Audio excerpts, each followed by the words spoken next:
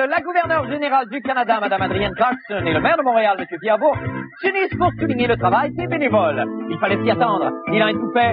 Elle a des raquettes. Ensemble, ils forment un redoutable duo, Moumoté Babiche. Craignez-les. Et le Parti québécois utilise une alouette dépecée pour illustrer les dangers qui guettent la démocratie canadienne. Bon, moi, je pense qu'il faut venir en aide à la démocratie canadienne. Il n'y a qu'une solution. Appelez à la rescousse le redoutable duo, Moumoté Babiche. Bonne fin du monde et bon début de semaine, mesdames et messieurs. Tout d'abord, des nouvelles de moi. Depuis la semaine dernière, on ne parle que de ça, hein? L'accession au pouvoir en Autriche d'un parti d'extrême droite à saveur néo-nazie, le FPO, avec 2 points sur le O, dirigé par Jörg Haider. Ça nous inquiète beaucoup et ça crée énormément de remous. C'est pourquoi nous consacrons aujourd'hui cette première émission de la semaine à notre spécial Autriche 2000.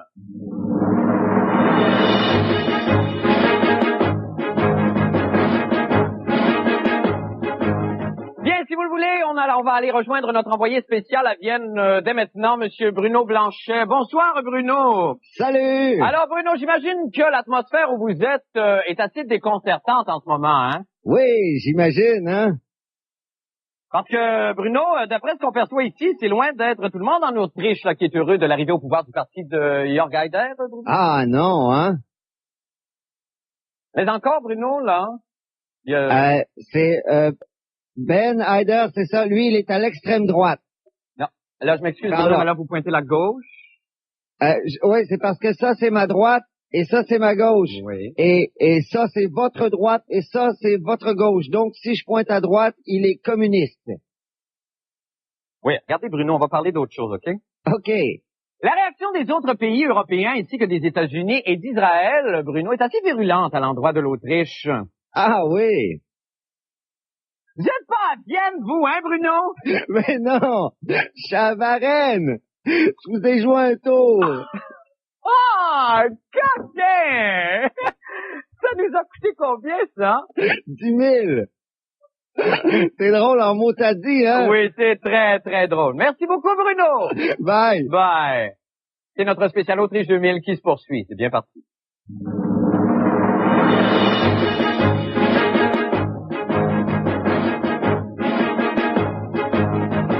Eh bien, cela n'a pas été simple, mais nous avons réussi quand même à obtenir en exclusivité une entrevue avec le chef du parti d'extrême droite, le FPO, avec 2 petits points sur le O, Monsieur Jörg Haider et son épouse, la charmante Claudia. Ça, je m'excuse. Qu'est-ce que ça sent, ça? Hein? Qu'est-ce que ça sent? Ça sent quoi, ça? Ça sent le Gémeaux! Ah! Regardons, si vous voulez bien, cette percutante entrevue réalisée plus tôt aujourd'hui, et je suis allé droit au but avec eux. Je leur ai demandé, Monsieur et Madame Haider, êtes-vous, oui ou non, nazi? On écoute. Un petit peu. Un petit peu. Ouais, rien qu'un bit. Mais les nazis, c'est du bas au monde. Ils ont du beau linge propre. Ils sont bien. Bon, ils tuent des peuples, mais là, c'est un Jorg. Alors, celui qui n'a jamais fait de génocide jette la première pierre. Aïe, sérieux. Toutes les exterminés. Hey, Jorg, c'est quoi la différence entre un SS et la famille? Je ne sais pas. Un SS, c'est la police secrète de Hitler, et un A, c'est un alcoolique anonyme. Et la famille? Ils vont très bien, merci.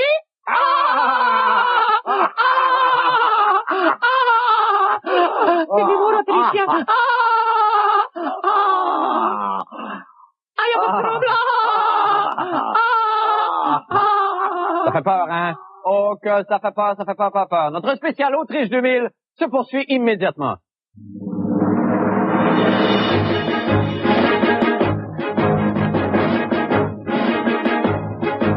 La plupart des grandes villes autrichiennes sont autrichiennes. Le saviez-vous? C'est ce genre d'informations qu'on ne retrouve pas dans les autres téléjournaux et qui font en sorte que nous, à la fin du monde, on est écoutés par des dizaines et des dizaines de personnes. Je vous rappelle que vous écoutez notre spécial Autriche 2000.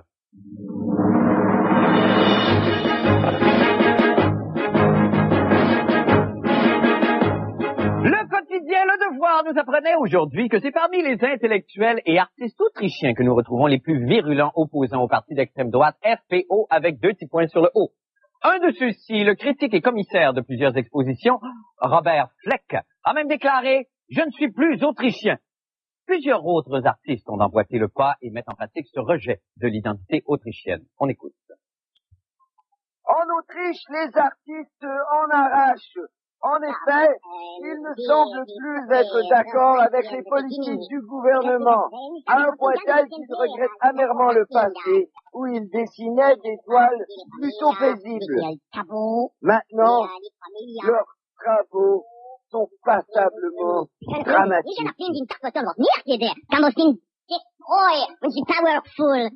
Ainsi, les peintres refusent maintenant la nationalité autrichienne et tentent désespérément de devenir ou mexicains ou encore américains. Ou bien sûr, ils prennent des cours pour devenir français. Il faut oublier. Cela dit, il est loin le temps de la paix pour l'Autriche. Ici, Didier Blanchenois. Et le temps perdu. Ça m'attriste beaucoup, beaucoup, beaucoup, ça. Nous reviendrons plus tard à l'Autriche au fur et à mesure que d'autres nouvelles nous parviendront, mais pour l'instant, voici les nouvelles de la fin du monde.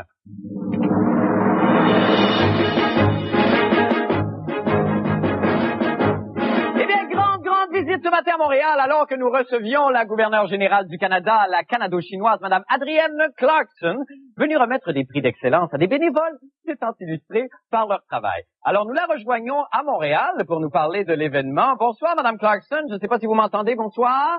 Mme Clarkson. Bonsoir, Max. Ah, d'accord. Combien de fois il va falloir que je vous le dise, vous n'êtes pas Mme Clarkson, vous êtes moi avec une perruque. Maman.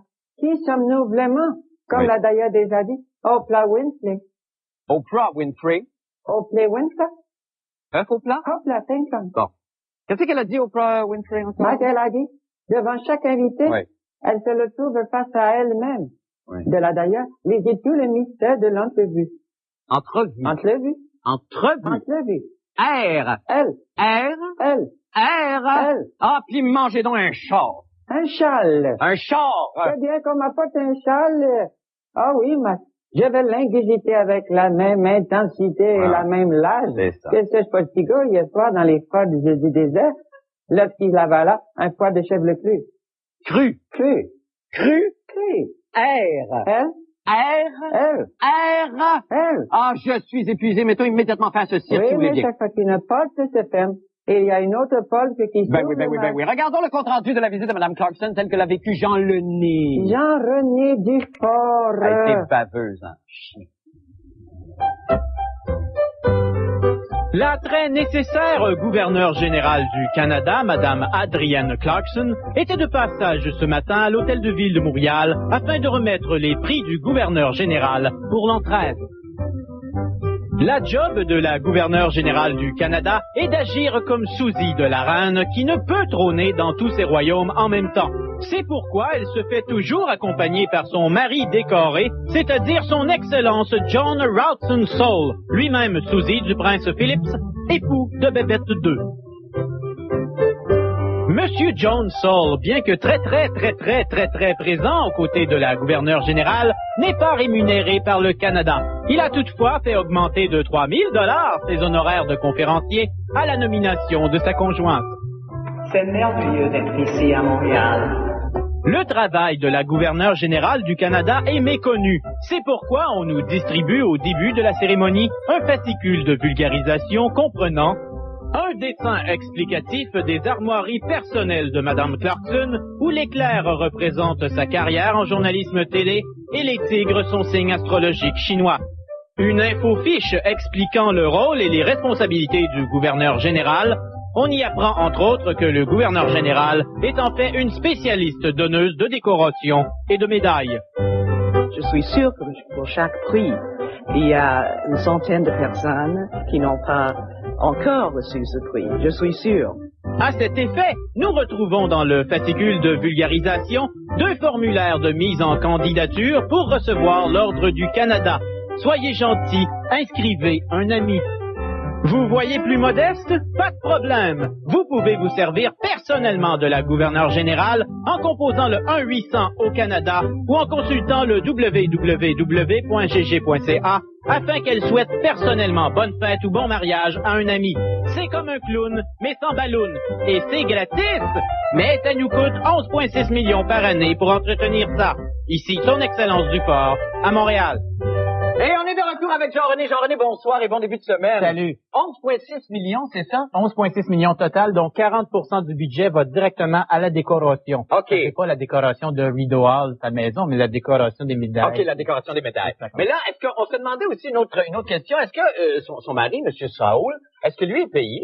Non, il est pas payé. Il est pas payé, mais par contre, il fait office, il suit Madame. Ben oui, mais sûrement ses dépenses, ses coupes de vin ou ces choses-là sont payées, l'hôtel, des choses comme ça. Mais il n'est pas rémunéré par l'État, il n'y a pas de titre. Il a son excellence seulement parce qu'il a sa médaille de l'Ordre du Canada. D'accord. Comme toi, tu pourrais l'avoir avec le formulaire. C'est ça, il suffit de remplir un formulaire. Mais là, il y a pas de manifestation. Mais même si le Canada anglais est très attaché encore à l'image de la gouverneure générale et ce que ça représente et tout ça, il reste on commence à sentir quand même une pointe de contestation.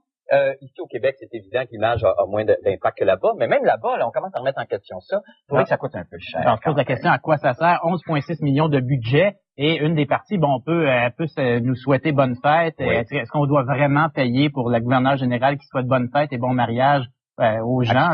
C'est vraiment on a des clowns. Oui. En Nouvelle-Zélande, chose intéressante, chose que je savais pas que j'ai appris aujourd'hui, on avait organisé un référendum et on avait demandé au peuple de se prononcer là-dessus, de dire est-ce que vous tenez à garder ce poste-là ici au pays? Et ça a passé, mais... Oui, ben il y a eu l'Australie et la Nouvelle-Zélande. L'Australie a voté pour garder la reine. La Nouvelle-Zélande aussi, mais maintenant on semble vouloir revenir sur la décision et kicker la reine. Ah oui? Dans les deux pays. Non, dans les deux seulement en Nouvelle-Zélande. L'Australie est très heureuse avec sa reine. Ah bon, c'est très bien. Oui. Mais nous allons suivre le dossier, Jean-René. Merci infiniment. Merci. Et bonne fin de soirée à vous. Allons faire une petite pause. Revenez-nous avec d'autres nouvelles. Oh, vous n'avez rien perdu pour attendre. Rebienvenue à notre spécial Autriche 2000.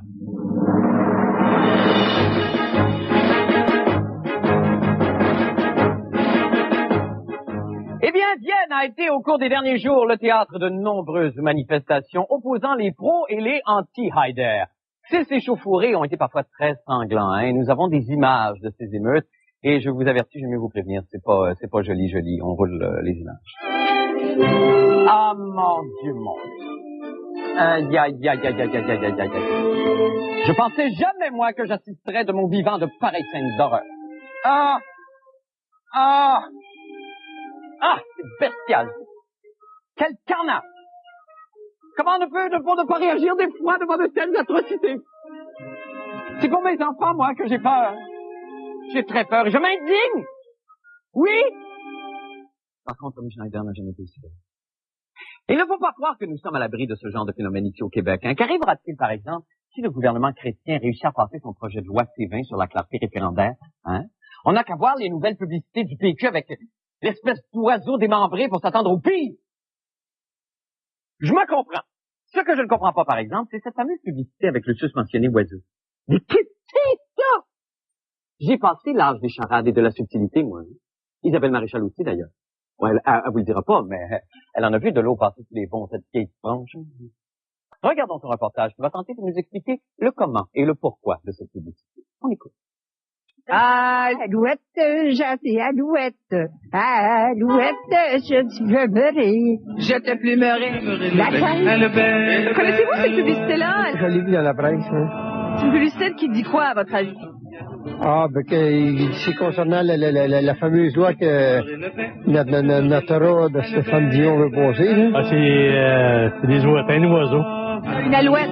Une alouette. Ça a l'air de venir du Canada, parce que c'est le Canada qui participe. À ce que je vois là. C'est le gouvernement du Québec qui l'appelle. Oui, à ce que je vois là. Ça a l'air assez bizarre. Cette publicité du Parti québécois, du gouvernement du Québec, vous la jugez comment? Il y a deux publicités très différentes. Moi, mon problème, c'est celle dans les journaux qui se préoccupe du sort du Canada. Ça, je trouve que c'est aller, là, encore une fois, c'est être plus catholique que le pape.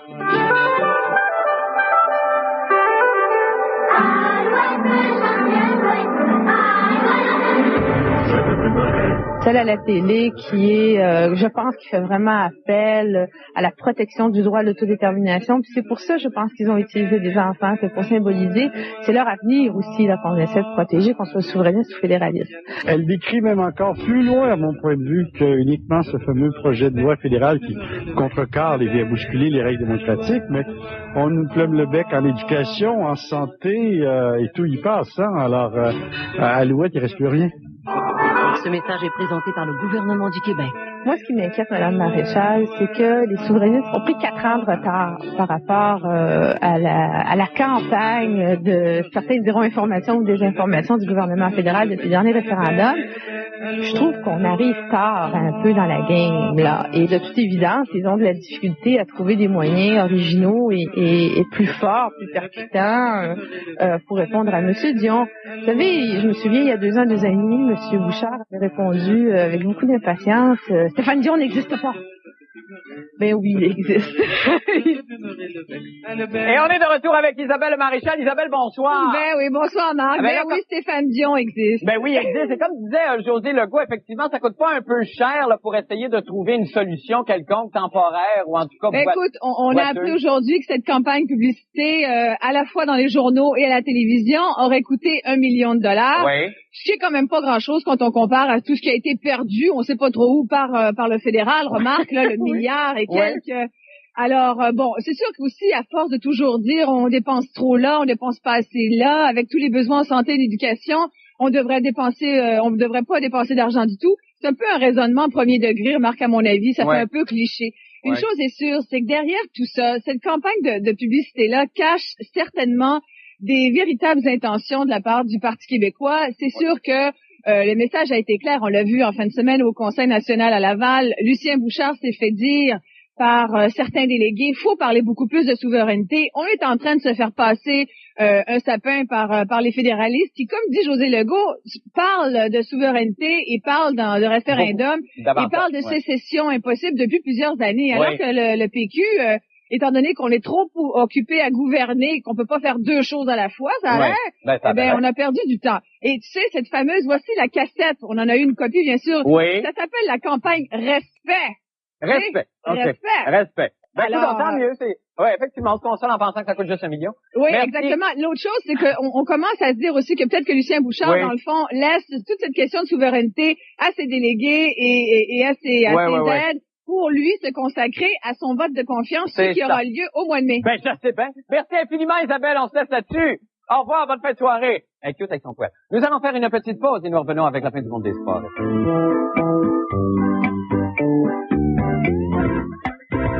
Voici venu le moment de parler sport maintenant avec Paul Loud d'abord. Bonsoir, Marc, comment allez-vous? Ça va très bien. C'est un beau week-end. Très, très beau week-end, vous. Bon, moi, j'ai trouvé le week-end. J'ai été excité par le match des étoiles, finalement. Que vous avez regardé hier. Et les concours d'habileté, quelle description. Ah oui, vous étiez déçu. Non, quelle description. Ah, quelle description. Ah oui. Ben, c'est généralement ça qu'on peut toujours donner. Le match des anciens également très bien décrit. Mais moi, ce que je vais vous dire, c'est que ce qui a retenu mon attention, ce sont les frères Pavel et Valérie Buret. Ben, évidemment, les grands stars qui ont volé la vedette en fin de semaine. Regardez-les, ils étaient tellement beaux, des 2 frères dans le journal ce matin. Ben, il n'y a rien de plus beau que 2 frères, hein. Et ça m'a inspiré cette chronique, les grands frères. Regardez bien Pavel marqué sur une phrase de Valérie. Pensez pas que c'est pas extraordinaire. C'est merveilleux. Le tir le but! Ben oui.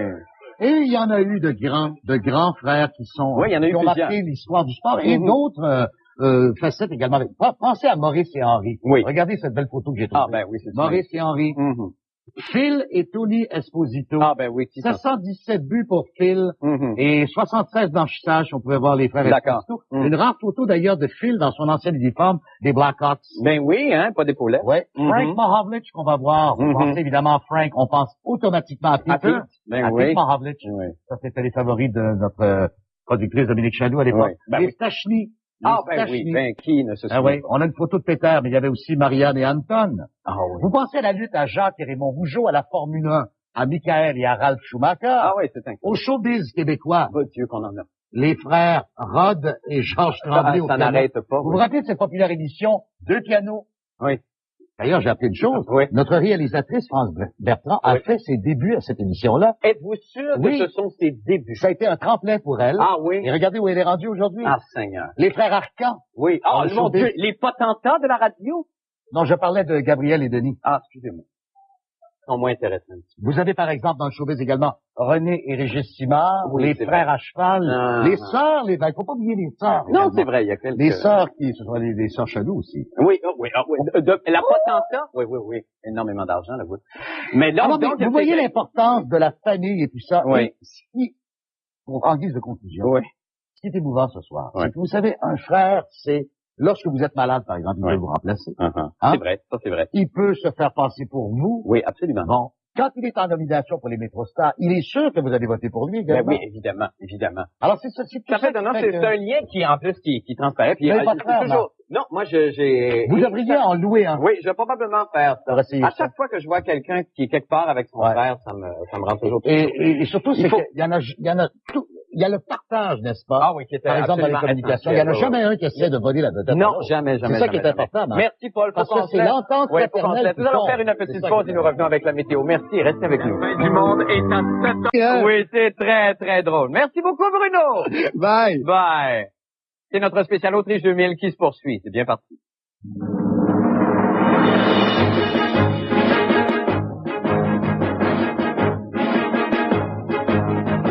Eh bien, cela n'a pas été simple, mais nous avons réussi quand même à obtenir en exclusivité une entrevue avec le chef du parti d'extrême droite, le FPO, avec 2 petits points sur le O, Monsieur Jörg Haider et son épouse, la charmante Claudia. Ça, je m'excuse. Qu'est-ce que ça sent, ça? Hein?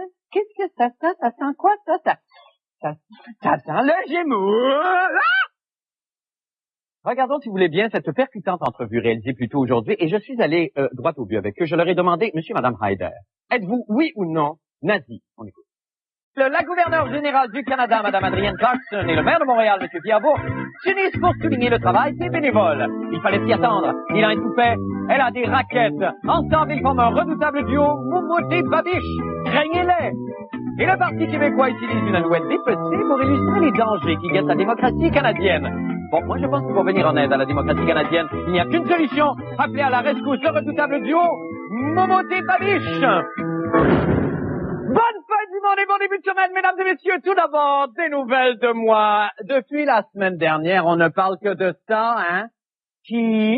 L'accession au pouvoir en Autriche d'un parti d'extrême droite à saveur néo-nazi, le FPO, avec 2 points sur le O, dirigé par Jörg Haider. Ça nous inquiète beaucoup ici, et ça crée énormément de remous. C'est pourquoi nous consacrons aujourd'hui cette première émission de la semaine à notre spécial Autriche 2000.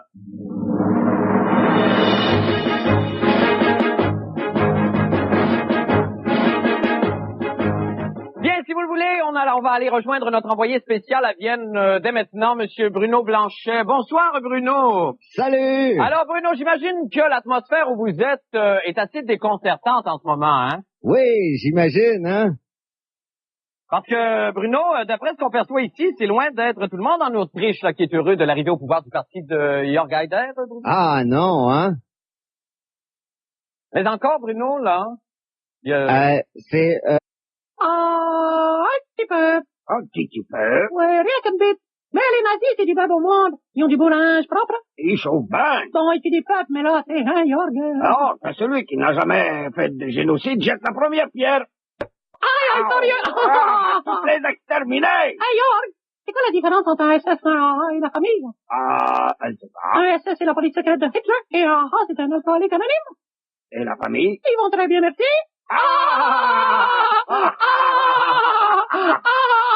C'est du mot autrichien. Y'a pas de problème. Ça fait peur, hein? Oh, que ça fait peur. Ben Haider, c'est ça, lui, il est à l'extrême droite. Non, là, je m'excuse, mais là, vous pointez la gauche. Oui, c'est parce que ça, c'est ma droite, et ça, c'est ma gauche. Oui. Et ça, c'est votre droite, et ça, c'est votre gauche. Donc, si je pointe à droite, il est communiste. Oui, regardez, Bruno, on va parler d'autre chose, OK? OK. La réaction des autres pays européens ainsi que des États-Unis et d'Israël, Bruno, est assez virulente à l'endroit de l'Autriche. Ah oui. Vous n'êtes pas à Vienne, vous, hein, Bruno? Mais non, je suis à Varennes. Je vous ai joué un tour. Oh, goddamn! Ça nous a coûté combien, ça? 10 000. C'est drôle, en mot t'as dit.